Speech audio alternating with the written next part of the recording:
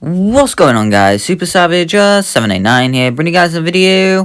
Today we're doing What if Goku went to Beerus' planet after Namek, part 4. In the last part, we covered how Battle of Gods went with everyone possessing God Ki.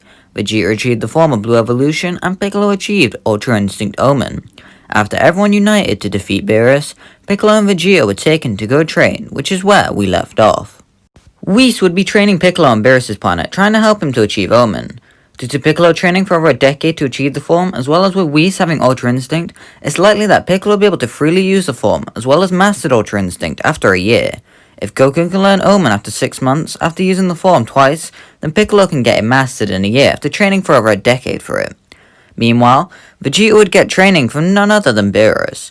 This might seem shocking, but I think Beerus would want an even greater challenge at some point, and Vegeta would be the best chance he can get for that. He'd be training him in sheer power, as well as teaching him how to use the Hakai and Destroyer energy.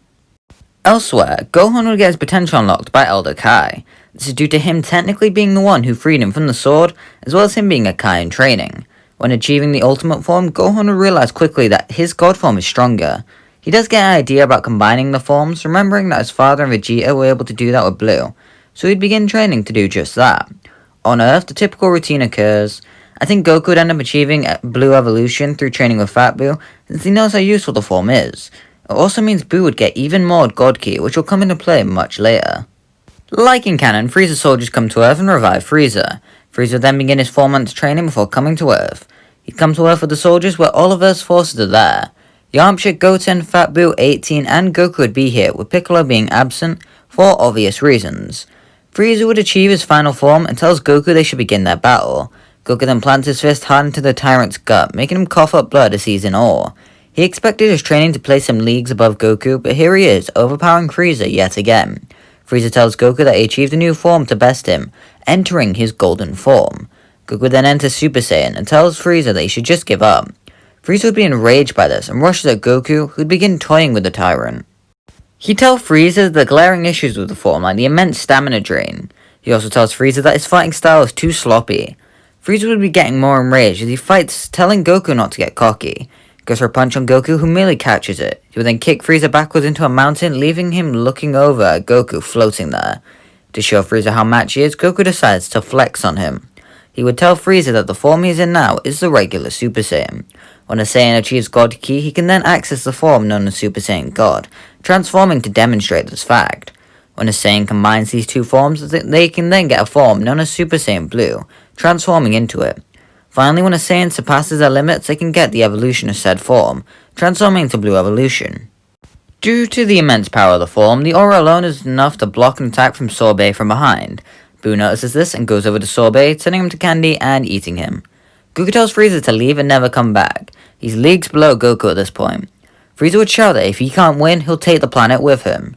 As he goes to, Goku rushes him and blasts him, turning him to ash before reverting to base, saying how that was a waste. With Frieza and his army now disposed of, everyone just goes back to doing their typical thing, not really seeing Frieza as a threat or anything planet-threatening. Time passes like normal, and of course Champa would end up heading to Beerus' planet. They would come up with the idea of a tournament, and Piccolo and Vegeta are tasked with gathering members. Monaco wouldn't be needed here due to it being obvious they don't need a reason to continue their training. This means Piccolo and Vegeta have to get 3 people. They of course go to Goku and Fat Buu, they invite them both to enter. Naturally, they both join. This would leave the question for who the last person should be. They would ask Gohan who would be down to enter. He remembers that he has a conference, but he also realizes that the tournament might be a good setting for him to fuse Mystic and God. So after thinking it through, he decides to move some stuff around so he can participate. To get ready for the tournament, Goku would train with Fat Buu in the time chamber for 3 years. He'd be training Buu so he can be even more capable in battle. After about 2 years, during one of these typical sparring matches, something strange occurs. The God Ki Buu possesses begins to surround him and awakens something strange inside him. It's brief, but Buu's face resembles that of the Grand Kai before he quickly loses his power and subsequently falls asleep. Confused over what this is, Goku decides to call the training quits a little early. After Buu awakens, the duo head out and go find Gohan so he can take them to Shin. Goku would explain what happened to Buu, and Shin reveals how he absorbed both the Grand Kaioshin as well as the South Kaioshin. Maybe that excess God Ki felt so similar to the Grand Kai, it briefly let him out. If Boo can let his alter egos out, he could become a very valuable asset in the future, which is something they should keep in mind. The time for the tournament would arrive, and unfortunately Boo would still fail the test. He might write his name correctly this time though, so there's progress. The first fight with Botama against Goku would go the same as in canon, with Goku winning with relative ease. When going up against Frost, he'd put his opponent on the defensive immediately, making Frost have to go to his assault form just to not be wrung out. Even with this form though, Goku would just be stronger by a significant amount. Goku tells Frost to transform to his final form if he wants a chance to win, and Frost would oblige. When entering his final form, he and Goku would be much closer in strength, however Goku would have the slight advantage still. Frost would then use his needle on Goku and rings him out just like in canon. Next up would be Gohan against Frost. He would remember Frieza and be extremely reluctant to trust Frost, especially after what happened to his dad. Goku was dominating that fight, but suddenly one punch was enough to take him out? That makes no sense. Gohan would apologize to Frost as he powers up to his ultimate form, citing how, unlike his father, he isn't going to hold back for a good fight. When the fight begins, Gohan will be going all out, beating down into Frost, using everything in his arsenal. Frost can barely react to Gohan as he gets beaten into a pulp. On the verge of being rang out, Frost goes for his iconic needle, which Gohan would see. He grabs Frost by the arm and calls him a cheater, calling over the referee. He outs Frost as a cheat, who would become enraged, attacking Gohan in a blind fit of rage. Gohan merely turns around and uses a Kamehameha, knocking him out, badly damaged. Next in the arena would be Vegeta. Gohan would be struggling against the Metal Man due to his weight and how hot his body gets. But Gohan isn't the kind of guy to insult his opponent at this point in his life, so the only way for him to win this fight would be to evolve. He'd be using his God form, taking hit after hit as he continues trying to fuse his ultimate with God. Gohan's wounds would be getting worse and worse as his body begins to sizzle. Vegeta would begin to step on Gohan, crushing his body under the immense weight of the robotic being. The crowd would all be in awe, as they try and look away, not wanting to watch Gohan's torture. Champa would be cheering on Vegeta as he begins to crush Gohan, being the only one to find any delight in this. Gohan would glance at the crowd, seeing everyone all horrified at this display. He would then see Baby Pan. Gohan would then explode in a light pink aura, pushing Vegeta off him. He'd stand up in a Mystic Rose form as he stares daggers at Vegeta. The reason Gohan is in Mystic Rose and not a Mystic Blue form is due to Gohan being a Kai, so it'd make sense if he had a Kai exclusive form, plus it's nice to have some variety. With this newfound power, Gohan applies all his power into a Kamehameha and rings Vegeta out of the arena. Despite winning the fight, Gohan would forfeit as his wounds are already quite severe, as well as him already doing everything they wanted to do. Next in the arena would be Piccolo and Cabba. Cabba and Piccolo would be around relative in base, with Piccolo having a slight advantage against the same boy. He'd remove his weighted clothing and tells Cabba that if he doesn't become a Super Saiyan, he'll lose right here.